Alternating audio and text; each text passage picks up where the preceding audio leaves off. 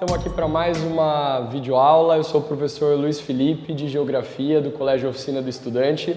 Hoje para conversar um pouco com vocês a respeito de um conceito que foi desenvolvido pelo grande geógrafo e pensador brasileiro, professor Milton Santos, que diz respeito ao meio técnico, científico e informacional. Essa é uma questão chave para compreender principalmente os fenômenos contemporâneos e liga a questão política, econômica, social e da própria formação do espaço geográfico. A gente ouve muitas vezes falar nesse termo, mas nem todo mundo tem clareza sobre o que esse meio técnico, científico, informacional representa e de que forma ele está associado às nossas vidas. E está muito associado, de fato, às nossas vidas. Para começar, pessoal, o professor Milton Santos trabalhava muito a questão, apesar dele ser um geógrafo considerado um pensador mais das ciências sociais, né?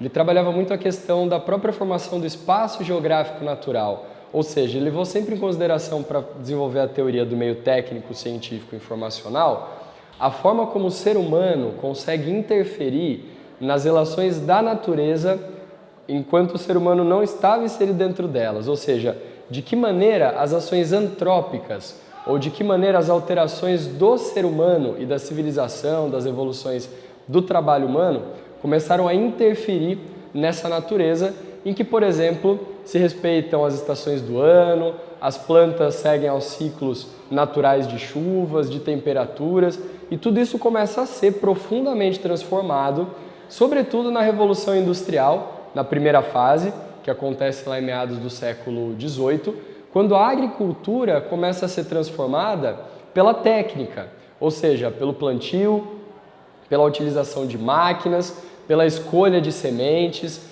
pela modernização de técnicas que eram usadas antes e que potencializam a produção agrícola.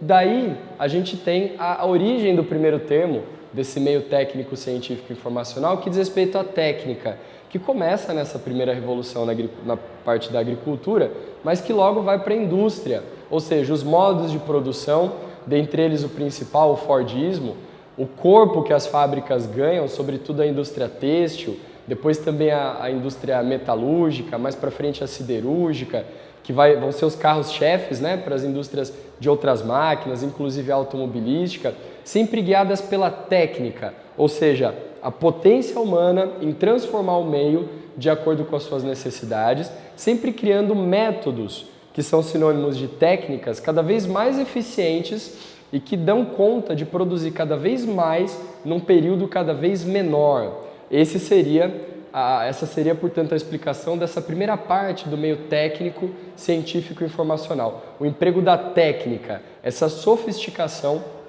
essa tecnificação da maneira como o ser humano se apropria do espaço geográfico e conduz a sua constante transformação nesse contexto. O meio científico e tecnológico já é mais conectado à segunda e à terceira revoluções e tem muito a ver com o papel da ciência, ou seja, do próprio método científico cartesiano, que é um termo mais antigo, mas do qual o próprio professor Milton buscou para falar desse meio científico, mostra como a ciência se torna hoje o centro das relações. Não só as ciências naturais, né? A gente fala em ciências, pensa na biologia, na química, mas a ciência econômica também. Ou seja, como a gente sempre avalia a economia, a política, a própria relação antropológica, através de gráficos, dados, números, estatísticas, pesquisas que muitas vezes são muito mais objetivas do que subjetivas, são muito mais quantitativas do que qualitativas, e daí esse meio científico tendo a ciência como a construção por trás de verdades universais, o que pode ser uma coisa muito perigosa, né? Mesmo porque a gente sabe que a ciência se reconstrói a cada momento. À medida que novas descobertas são feitas, novas tecnologias são disponibilizadas, a ciência se reconstrói, e daí esse alerta, né, do próprio criador desse meio técnico, científico e informacional, de que ele está em constante transformação. E por fim, a palavra informacional pode ser exemplificada por isso que está acontecendo aqui nessa videoaula mesmo. Essa transmissão de informações, essa nossa busca constante e super amplificada pelas novas tecnologias de comunicações, não só o telefone, os celulares, mas principalmente a internet, essa comunicação remota, instantânea, que conecta virtualmente o mundo inteiro em tempo real, isso cria uma possibilidade imensa para que a gente possa fazer as informações circularem numa velocidade instantânea.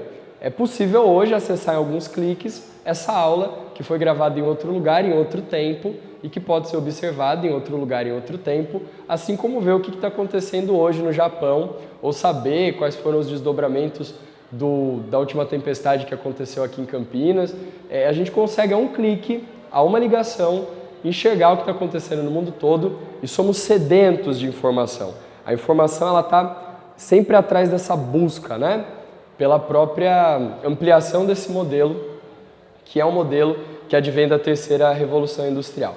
Agora, a globalização nesse meio técnico, científico e informacional tem um papel fundamental. A globalização potencializa a criação desse meio e é potencializada por ele. Ou seja, ao mesmo tempo em que a informação ela traz essa possibilidade de democratizar o acesso às informações, ela também limita certos conhecimentos que são divulgados por grupos muito específicos que monopolizam setores da imprensa, por exemplo, e acabam escondendo ou omitindo informações que vêm do que a gente chamaria de imprensa alternativa. Pensem num exemplo. Hoje a violência praticada contra os povos indígenas, que infelizmente é praticada há décadas, ela só está começando a aparecer porque os próprios povos indígenas estão tendo acesso a celulares. Muita gente diz que isso descaracteriza os povos indígenas, mas nessa lógica, o próprio celular permite que o indígena possa filmar a violência praticada contra ele, jogar nas redes, jogar na internet e fazer com que a gente conheça e se mobilize contra essa violência. Ao mesmo tempo, essa tecnologia tira o indígena do isolamento, o que pode ser uma coisa positiva.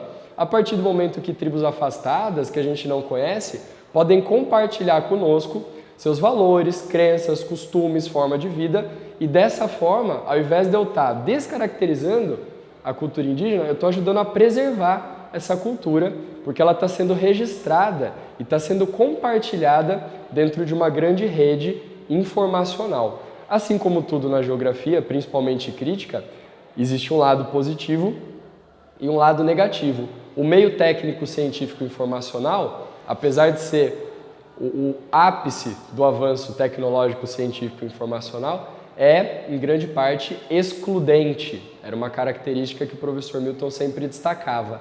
Há medicamentos para curar uma série de doenças e muita gente que não tem acesso a esses medicamentos e acaba morrendo por conta dessas doenças. Há tecnologias para criar arranha-céus, cidades enormes, em lugares inóspitos, regiões anecúmenas, e, no entanto, há muitas pessoas que ainda não têm acesso a teto.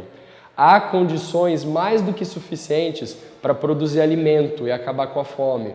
No entanto, muita gente ainda vive em situação de miséria e de subnutrição. São as contradições da globalização suscitadas nesse meio técnico, científico e informacional, que é, na verdade, um grande instrumento que pode ser usado para a transformação social que a gente tanto almeja.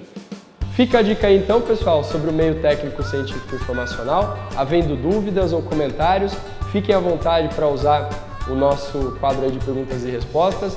Não deixem de assinar o canal para acompanhar os próximos vídeos. E é isso aí, moçada. Valeu!